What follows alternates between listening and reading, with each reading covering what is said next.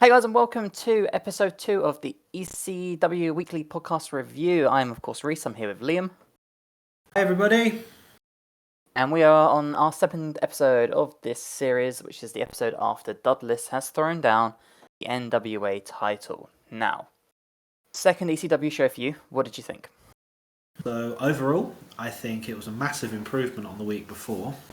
I seem to wondering whether it's a week-on-week improvement because this still isn't the ECW that I saw in 98-99, but it's getting there. Yep. So, the beginning of this is something I want to talk to you about. So, we're going to cover the first bit to begin with, but overall, to begin with, we have a Public Enemy hype video. Now, what did you think of this clip? This was the bit I didn't like about the show. I didn't like the Public Enemy persona. Now, I've done some research on Public Enemy, and they were interesting for their time, but they weren't a very good wrestling team. They're basically trying to copy a rap band. Yeah, I thought it did a pretty good job of telling us who they are, especially if you're not a hardcore ECW fan, you don't really know them. I thought it did a pretty good job of establishing them as this, like, badass hardcore team. You know, we see clips of them from the barbed wire match, we see them attacking Dreamer and stuff.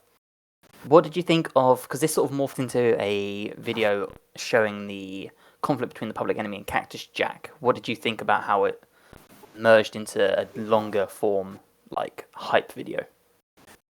So, didn't like the opening bit with just Public Enemy, but when it merged into the longer form hype video, when they introduced Mick Foley, or Cactus Jack I should say, I thought it got a lot better. Now, that might have been the presence of Mick Foley. I'm quite a big fan of his, but the moment he came onto TV, I could tell that there's real star power there. Mm-hmm. Everything he does is just really good. Yep, and despite how long this sort of video ran, I thought it was very good when Mick Foley came in at being very snappy at telling us like why these guys are in this feud. Like, absolutely. Considering we saw nothing about this in last week's episode, so I'm assuming this was like your first interaction to this storyline. Yes, it is. Obviously, I know Mick Foley. Obviously, I know of Public Enemy, because I believe they were around for quite a while in ECW. I think they may have been around when I was watching a little bit of it. They looked a bit different though, but I had not heard of this storyline. So how did you feel it went into like getting you to care about the next match coming up? And the whole Mikey Whipwreck and Cactus Jack team, that sort of stuff? It's really interesting because the moment they brought Cactus Jack on, he's got this sort of persona where he makes you care about the storyline. Yep. So I started to perk up. I was like, oh, this might be interesting. This isn't just two idiots running around pretending they're gangsters. There might actually be more to it. There's more to the story than I thought. This wasn't just a 1 week, everything one and done. Yep, and Mikey is so good at acting scared. Yeah. He's so good. Well, I mean, Mikey Whitbread is a name that I actually already knew of in ECW. He is a future world champion, and he's actually really, really good in the ring. He didn't look like this when I saw him in ECW, but he looked terrified. The whole thing where Cactus Jack goes out the back, gets him, and he's trying to run away, and then in the ring he looks like he's pissing himself. It's brilliant. So, fun fact, did you know that Cactus Jack was actually training Mikey Whipwreck at this time? I didn't know that. Yep. I don't think Mick Foley's that long into his career in '94 either himself, is he? Not. I think he started late 80s. This would have been after his feud with like Vader and Sting in WCW. I know that for sure. To be fair, you when you get to the early end '90s, it's difficult to track people's careers as easy as it is now because there's so many different promotions. Yep. So when did Mick Foley debut? Mick Foley, fair enough. Mick Foley is already a decade into his wrestling career at this point. There we go. Oh, wow. Debuted in 1983. Wow. It's crazy.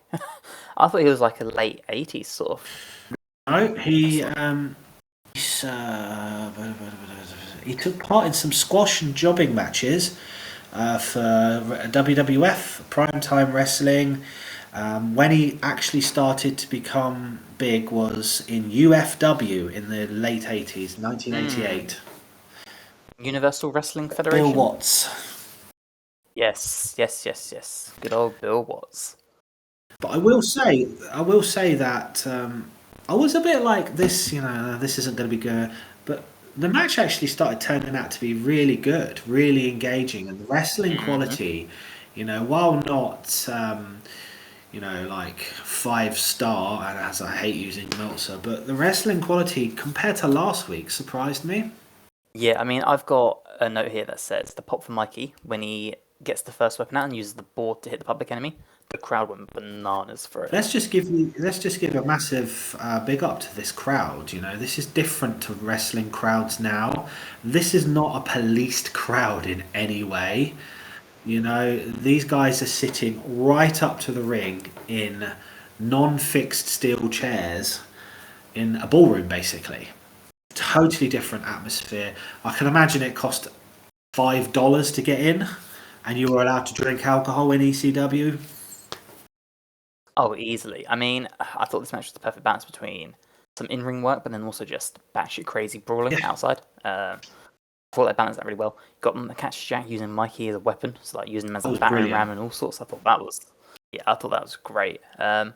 Overall, like, despite the fact that Cactus Jack is training Mikey in real life, I think from an in-ring perspective, Cactus Jack's the perfect person to put a rookie with in a tag team. Oh, definitely. I mean, he does that. He does that all the way through his career that I've seen. They've always used him to enhance. I mean, going way into the future, but look at Orton. I think the Orton and Foley feud is really what took Orton to the next level. Yes, it was at the start of his Legend Killer persona. I think he wasn't the first legend he killed, but he was the first legend who was still in any way in shape to wrestle, I seem to remember. Yeah, and out of all that entire run, that's the one moment I remember. I remember Foley and Orton. I couldn't even tell you who else he... Well, I know they did Foley and Orton. I mean, you've got Orton, Undertaker, and that was one of the... I know we're going off subject now, but that was one of my favourite WrestleManias, and that was one match that I thought The Undertaker was going to actually lose, because that's before it became the streak was huge. Foley, they also did their Rock, didn't they? They did Rock and Foley versus Batista and Orton at WrestleMania, I believe. Yep. When they were still in Evolution, put them over. They put Evolution over. Ironically, that's when The Rock disappeared for nearly a decade as well. They put Evolution over. I mean, Foley as well. He did the hardcore stuff with Edge. Yep. He did some of his stuff as Cactus Jack with Hunter. Triple H was really hardcore. I mean, even going before, he had Funk and Cactus Jack along with the New Age Outlaws, like the. I noticed something about Mick Foley's career as we're talking. His win-loss percentage is extremely high in the loss. Yep. He puts people over. As we're talking, 70%. His win-loss is 70% loss. It's crazy. His entire career that I can find. That's obviously a very limited. Yeah. That's probably WWF onwards. They've got that figures for. But Mikey Whitbread is someone that I'm excited to watch going forward. Yeah, I mean, his evolution is amazing. And we're going to jump ahead a little bit, but him and his team with Tajiri in the late 90s is so fun. Love Tajiri. He's still going now, isn't he, Tajiri? Yeah, he's I know at one point he did his own wrestling promotion. He popped up in MLW. I don't think he's in New Japan. I think he's in the other one. No. There's 2 in Japan now. Right, yeah, no, there's loads of them in Japan. You've got like New Japan, All Japan, Dragon Gate, Glee. There's one called Gato Move or Gato Pro or something, which is... I know about Dragon Gate. I know at one point they were really big. I don't think they are anymore, but at one point they were challenging New Japan to be the one that's known internationally. Yep, you've got Pro Wrestling Noah, which has a lot of... Noah, I've heard of that one. Noah. There's quite a few options in Japan. It's just New Japan is like the international one. If that makes sense. Right, so with this match, I'll give you a sum up to what I thought about. I thought it was a really good quality match that would still be a good mid-tier wrestling match today. Yep. Obviously, the weapons wouldn't be involved per se, but I thought it was, really, really high quality wrestling. The only thing I would say was watching Michael Whitbread trying to keep a straight face and trying to be emotional in the promo afterwards was quite funny because Mick Foley just goes. He just goes into the zone, and he just he's going on about how this means everything to him and how he found him and how he's training him and how you remind me of me. I've heard him do that one before. Yep. Then you got Michael Whitbread, who looks like I think he's getting spat on by Mick Foley by accident. Oh, 100%. Yeah. He's just sat there going, yeah, great. I can't match this. I'll just be quiet. Yeah, I mean, the crowd exploded when they won the titles. Oh yeah, I mean you see him. Cactus Jack and Mikey win the titles in this match, and yeah, the crowd goes mental. I've just been as we're talking. I've just been looking up. This is after Cactus Jack had been mistreated by WCW. So this is probably where him as a wrestler at around this time he's at his lowest point. So it's great for him. I believe this is after he tried to get Vader to legitimately injure him. Him and Vader were having a feud, and I believe the story is he either had a Lloyd's of London with insurance payout, or he was trying to get out of his contract.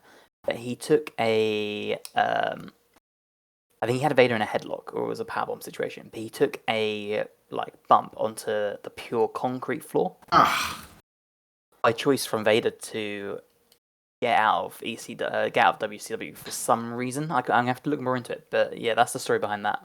And then next thing you know, he's in ECW. So going off that subject slightly, do you know much about this Lloyd's of London thing? I've actually done some research about this in the past because this came up with a wrestler. They actually had to stop doing it. It was a big thing in the 90s because I know Kurt Hennig had a Lloyd's of London. Yes, it was a massive thing in the 90s, and there's one particular wrestler who took a pay of like 400 grand and couldn't wrestle again, but actually was fit after a couple of years. They ended up having to stop doing it. It was Rick Rude. Rick Rude had always wanted to go back to wrestling, and he was fit enough to do it. And basically, his family blamed Bischoff and Lloyd's of London for his early death, don't they? Mm-hmm. But we're going far off subject now. But Lloyd's of London with wrestling is something we should talk about in the future, Rhys. No, I agree. That would be a whole conversation itself. I am just to let you know that they had to stop doing it because of the amount they were paying out, and it was they came to the point where they thought that wrestlers were doing it on purpose. I mean, yes, I was just reading here. Yeah, Cactus Jack requested to take the bump from Vader to get out of his contract, hoping that it would end his career. Apparently, this was in '93. Yeah. So that says everything. But yeah, the crowd explodes when they win the titles. And going back to the promo, the only thing I have to say that you haven't mentioned is that Cactus is so good at just going from talking, then screaming, back to talking. The way he can jump from one to another within the same promo is just so good. I mean, Rhys, I think Cactus Jack is like a mixture of us in some ways. You've got the look, and I've got the attitude. Fantastic. Because you genuinely, listeners, he genuinely looks like a mid-90s Cactus Jack at this point, Rhys does. And I also can go from being very happily talking to screaming to being very happily talking. There goes my sex appeal with the audience. No comment. Right, one note here. This entire segment from the start, the Public Enemy promo, or hype video, into the storyline catch-up, to the end of the match, did you notice how long it was? It was 18 minutes, wasn't it? 22 minutes. It wasn't that far off. It was half of the show. That's half the show. And I only discovered that because I swiped over the video by accident. That did not feel like half the show to me. No, it was entertaining wrestling. It kept me enthralled in it. Now, it's not like all-time classic, but I cared. And I was interested to watch the match and to see the outcome. And I'll be interested to see what comes next. No, I agree. Well, what came next on this show was we had a recap of Woman, Sandman, and Dreamer from last week. Now, one thing I want to note first, before you, because I think I know what you're going to say next. Woman is just so pretty, and I don't mean in a like misogynistic, like oh my god, she's so beautiful type of thing. There's this sort of like elegance about her, which I think makes her promos so much better because she's like a heel Miss Elizabeth. Like I look at her and she should just be like Miss Elizabeth, like the eye candy in the corner. But she's so good at being this evil, like manipulative woman. So, Nancy Benoit, or Nancy Sutherland, it may have been at this point in time, was a classic and perfect valet for a heel wrestler. I obviously had heard of her, and I'd seen some of her later stuff in WCW. But you're right, she had the look, and she was really, really good in this recap. I would have to say that I think ECW actually got this recap nearly spot on. I was reminded of late Attitude, early Ruthless Aggression, with the music in the background, with the way it was shot. Oh. I also thought, I've partly changed my mind on Dean Malenko being boring. Because that was really good.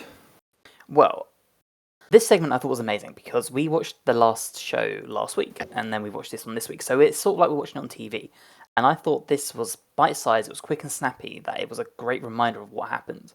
I think Sandman probably wouldn't be as interesting to me if he wasn't with Woman. Absolutely agree with you. She adds a lot to this act. Oh, absolutely. I think her in-ring charisma with Malenko was really good, with the whole kiss my shoes and it will stop. And he's like, kiss my ass. And he goes, one more, please. It's just really, really good. I thought Dreamer looked better in this like sort of snappy, quick shot of what happened than in the longer form one we watched last week. I said the wrong wrestler 3 times. Yeah, you kept saying Malenko. It's because Dean's coming up. We are getting sorry, to Dean. Listeners. Hiring day with But children. The only thing I did not like about the segment, I did not like the music over the top of it. You didn't, I did. I thought, I'm not against having the music over the top, but this was like some weird like 60s, 70s like It made me think of 70s American cop shows. Yeah, I got that vibe. I got Spectre Gadget, and I got Archer. Sorry. Right? And like, when I'm watching some dude get beaten to a pulp, that's not quite the music I want to hear. Well, what do you want to hear? The Grenadiers March? Just, I don't know, sound a bit more like... The bodies hit the floor! Yeah, sound a bit like, grungy and darker. I don't need to hear like... I just felt, I personally liked it because it was different for me. It's different. Actually, I'm glad you said different because I wanted to bring this up to you because I forgot to mention this earlier. ECW's intro video is so good. I think the music's dubbed. I'm not going to lie. I think the music's dubbed, so I don't want to touch on the music. It's so fast-paced, and you see so much stuff in that intro video that you just don't see in WCW's or WWF's. Like, watching that intro, you know you're going to see something you're not going to get on the other channels. So, question, Rhys, is that intro slightly different to the week before? I believe so. They do go through quite a few intros. Okay, because I thought... and then you'll also find that WWE Network have intros. I think it's in like 96, still from the previous year, with a lot of the wrestlers that aren't in the company anymore. So I don't know if that's a ECW thing or a network thing. I can imagine when they bought the ECW library, it was missing bits.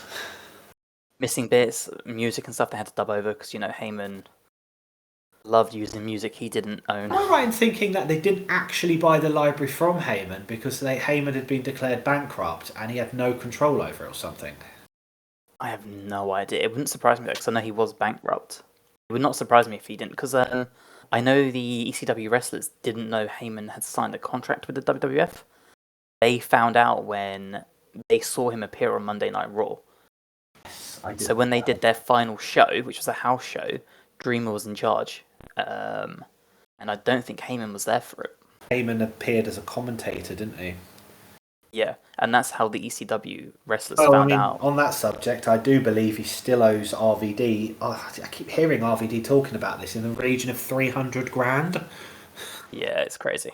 And other wrestlers from ECW have literally just said they've given up bothering asking him for it. Yep. Because even though he's got the money now, he still refuses to pay it. Yeah, I mean, I guess if you declare bankruptcy and the business is gone, do you really owe the money anymore? Well, I mean, it's a discussion for. And if we last for a couple of years on this podcast, I hope we do. Plug. It's a discussion Me for too. years down the line. But I'm Yep. sure you know that ECW went out of business actually being owed the money that would have kept them being in business. He couldn't afford Yep. to take them to court to get the money. Yep, which is really sad. The whole end of ECW is really sad. Like you look at the deal with TNT, sorry, They literally TNN. their biggest grossing. I do believe their biggest grossing 6 months was their last 6 months. Yep. And they just managed to No. get pay-per-views and everything. Having their TV deal dropped in favor of SmackDown, all sorts of stuff like the whole end of WCW ECW is sad. One thing, just because this morphed into another backstage promo, we had a woman talking down to Sandman, which I thought was so good. As we've just discussed, Like, I think she's amazing in this, and I'll be interesting to know where this goes because I believe there's something coming up with a valet called Peaches, who is actually Sandman's real life wife at this point. Yes, you'll see Peaches appear a couple of times in ECW, especially the Raven feud. That's my most memorable Peaches moment. Raven, Rhys. Raven, in my opinion, was better than Stone Cold at some points of his career. I would agree with that. I'd agree with that. I think Raven. They really Raven's dropped the ball storytelling. on him in WWF. Yes. Oh yeah. Oh. They just stuck him in the crappy hardcore division. Raven. Anyway, I'm going to get upset about late ECW now. Raven, Taz, and all that lot. Well, let's move on then. Next up, we have Chris Benoit versus Chad Austin with Jason, the sexiest man on earth. My biggest question to you is Jason the sexiest man on earth? My biggest question to you is Paul Heyman his dad? Yeah, now you said that to me, I can't unsee it. It's the hair. Yeah. I don't think Jason's the sexiest man on earth. I think I'm the sexiest man on earth. Well, I've lost all my sex appeal now that you've told them I look like Cactus. No jokes around. I do like the way they are portraying him now. But I did some research on this person, and he's actually listed as one of the top 5 biggest flops of Paul Heyman. Yeah, I can see why. Up there with my favourite current ECW wrestler, Mr. 911 Chokeslam.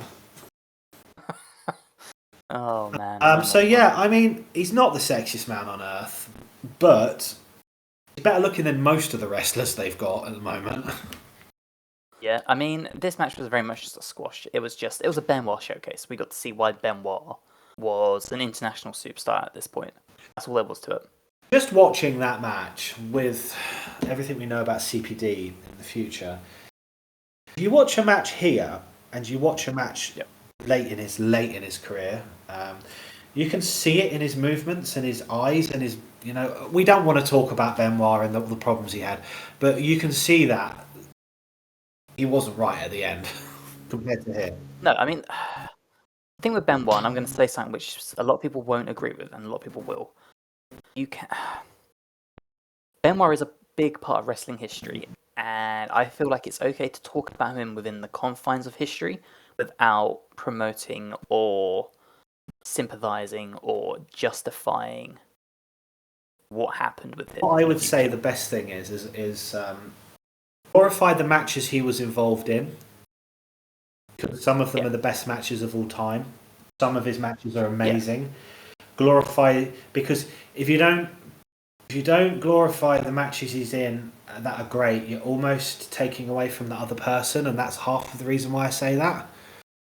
But I would say you've got to be very careful to idolize him, because I mean, we don't really know what happened in his head this conversation has been had a million times, but Yep. he's just a very careful. I don't agree with what WWE did at the time by like not even acknowledging he ever existed. I can understand, but I don't agree. Yeah, I mean, I think they reversed on that a little bit, didn't they? yeah, I think it brings more spotlight to him to try and wipe him from history because you're not going to be able I mean, to. at one point It's they impossible. had his World Heavyweight Championship run listed as vacant and his Royal Rumble win listed as no winner, didn't they, or something? Yeah, and like it's impossible to remove him from history. It is. No matter how much someone wants to try, you can't. He worked too many places. He had too many big moments and too many big matches. It's impossible. I think by doing so, it brings more of a spotlight onto what Absolutely. happened. And without Um, Benoit, you wouldn't have had. I have to be honest with you. I think Benoit did a lot to push Jericho's career forward. Benoit did a lot to push Angle's mhm, career forward. Benoit even had a really Yep. good matches with The Rock during his mid-career. Yeah. And I personally think Benoit's WrestleMania feud with Triple H was one of the best main events I've ever seen. Triple H Michaels Benoit. Yeah. So I guess this is a preface of we're not. We will praise a Benoit match because they are good. That doesn't mean we praise the man he became. I also think Just as like, that this will be the last time that we broach the Benoit subject on our podcast. We'll talk about his matches going forward, but we won't yeah, talk about him. yeah, because there's not really much to say. He doesn't really do much in this company anyway. So, but yeah, I mean, I think we've said it. We've explained where we're coming from, and I don't think we're Also, unreasonable here. is Chad Austin Stone Cold's doofus brother? Oh, dude, I've got a note here that says Benoit looks jacked, looks like a star. Chad Austin, not so much. He looks like Stone Cold's fat older brother. He's got the hair that Stone Cold had. He's got the name. I love the way the commentators go. Yeah, They're putting on a wrestling clinic. What? yeah, and it's just Benoit kicking the shit out of him. Oh, How did you feel about them cutting to a backstage promo halfway through the match? I with can't Dreamer? stand it. It's one of my biggest problems in wrestling. You can't do that. It takes away from the wrestling. It needs to be involved Yeah. in the storyline to do that. It's fine if you've got three in a storyline, two are there, and one of them wants to say something in the background, or it's a number one contender match and you shoot back to the champion backstage. But that was just random. Yeah, I think it works if it's proper urgent, like there's a blood feud going on, and something urgent happened. I think it's okay in that case because once in a while it gives it this urgency of like, oh shit, we should care about this Something match. like, This was oh my god, JR, this person's getting beaten the shit out of backstage. Follow this. yeah, and then you cut to that halfway through a match and then come back to match. I think that's okay, but this was just a crappy babyface promo to promote an upcoming match. It just put it afterwards. It stuck out like a sore thumb to me. It was awkward. Agree. Well, we're sticking with Jason because after this match, Benoit obviously gets the win because it's Benoit. After this match, we have Jason with Dean Malenko versus JT Smith. Now, this is the main event of the show. What did you think? Because I've got a note here, and I don't know if you picked up on it. Did you see where Dean Malenko is apparently from? Yes. Europe. Not from Europe. Not even a country, it was just, and hailing from Europe. Yeah, it's almost like when What part? WWF decided that all of their Canadian wrestlers were actually Americans in disguise. Or when Kofi Kingston was from Jamaica, or wherever it was. Hey, I thought you were supposed to be from Jamaica. That was quite funny, actually. Um, I don't think it was a very good main event, to be fair. I think it was probably the weakest bit of the show. No, I'd agree. I'm not a fan of Jason. I think he's very boring. But I do like this gimmick of how he's in the ring, distracts the ref, and then the shooter, Dean Malenko, comes in and just wins the match for him before the match is even Sure, it's started. Dean I Malenko think this that's time and not amazing. Tommy Dreamer. It might be Tommy Dreamer. Let's see what comes out your mouth. I'm joking because of what I was saying earlier. Yeah. No, I know. Hopefully the audience has paid attention enough to recognise that. But I think this is a really good way of giving someone that lacks charisma like Dean Malenko a bit of personality without him having to say anything. Dean Malenko probably had the skills to be a multi-intercontinental champion, or even even a world champion if he had any charisma. Yep. No, I agree. And I think this is a good way of giving him some WWF character. advertised him as the greatest wrestler alive at one point. Oh, I don't know, because they stuck him down with the bloody light heavyweight championship for years because he was the only good wrestler. I think he held it. And then I think he held it for a stupid amount of time, actually. Yeah, and then they put it on Jerry Lynn for ages because Jerry Lynn was then the only good wrestler they had for that division. And then the title was gone. I think they gave it to X-Pac at one point. When the X-Factor. I have to say, I think the funniest. I know we're going off subject now, but my friend Chris Jericho, he's WCW and Malenko. It's just amazing, and it's just how much the difference in charisma is. So he's WWF light heavyweight championship twice. He won the cruiserweight championship 4 times, the US championship, the tag team championship, television championship. I'm going cross promotions now. He was rated the best wrestler in the world in 1997 by PWI. That doesn't surprise me. He was also a member of the Four Horsemen. Yes. He got Feud of the Year with Eddie Guerrero in 95. That must have been when he skipped he must leave for WCW the year later then. No, I think that might be a ECW feud. Okay. Because Guerrero is in ECW. Yes, for 1 year. Yeah, he's in it just before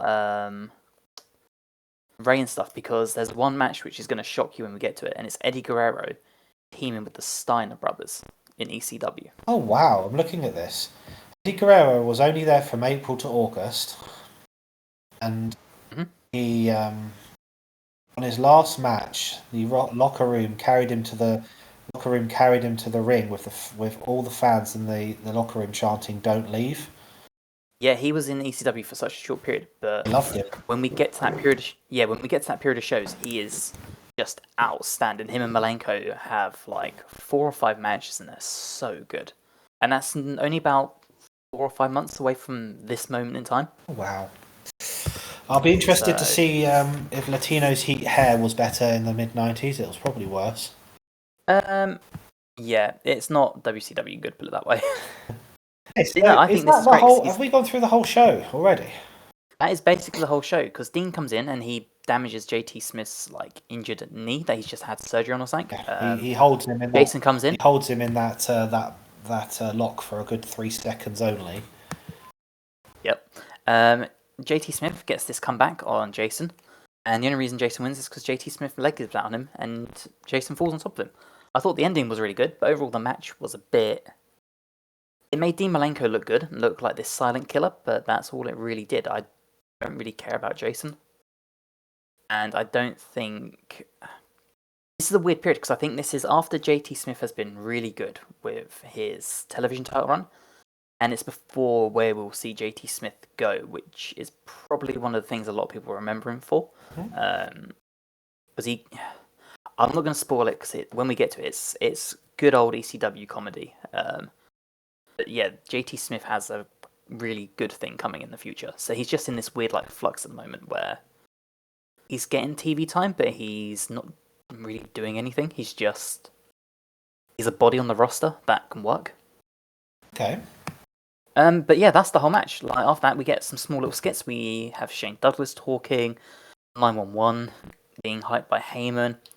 Again, we get a recap of Douglas throwing the title down, which I actually thought was better this time round because I think it's one of those moments in wrestling which look better when it's in a highlight promo than it does when you watch it for real. Yes, I think looking at last week where we had the long ass Dream caning segment and we had the long ass Douglas promo, watching them again this week where they're short and more condensed, I think it really shows that ECW is better when they don't drag stuff out. Because I agree, and I think this is the point in time where Heyman starts asserting over Todd Gorman. Yeah, because the snappier stuff, where the promos are shorter, more quickfire, makes it look a lot more interesting than it was to watch the long form stuff. Absolutely. One thing I will say about ECW at this time, I think obviously in retrospect we're watching it on the WWE network in Europe, not Peacock for any American fans we have.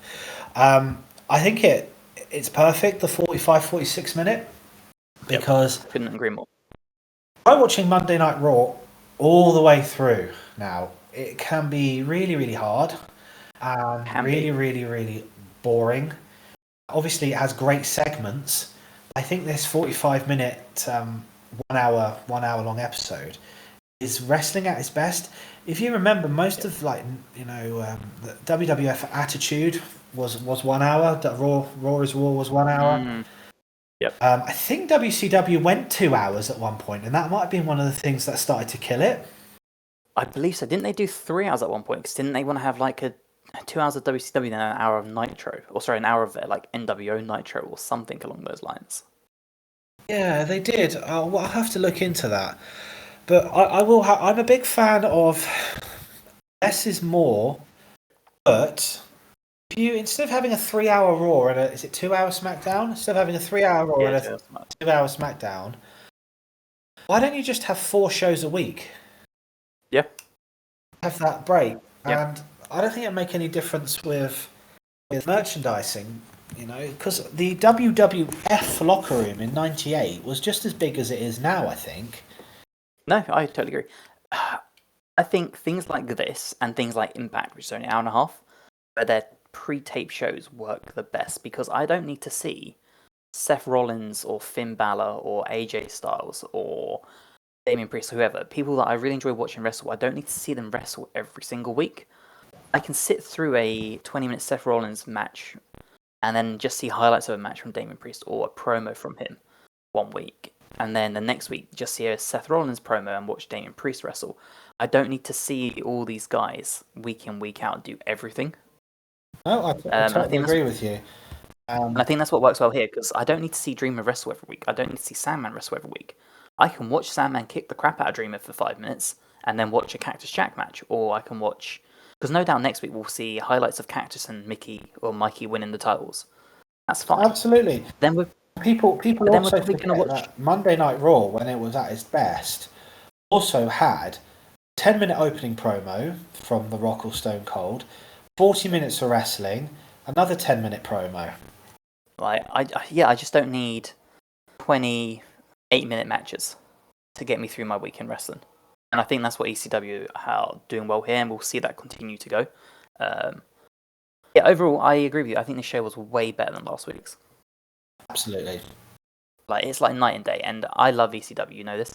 This show was almost perfect in my opinion. A few hiccups. Overall, this was an easy 45-minute watch. Definitely agree with you. Right, anyway, fans, we should wrap it up for the day. We should indeed. We would love some fan comments, some questions, some queries. I've been Liam, and this has been Rhys, and that's another week done. Don't forget to like and subscribe to the channel, and hopefully we will see you in the next one. Take care all. Bye. Bye, guys.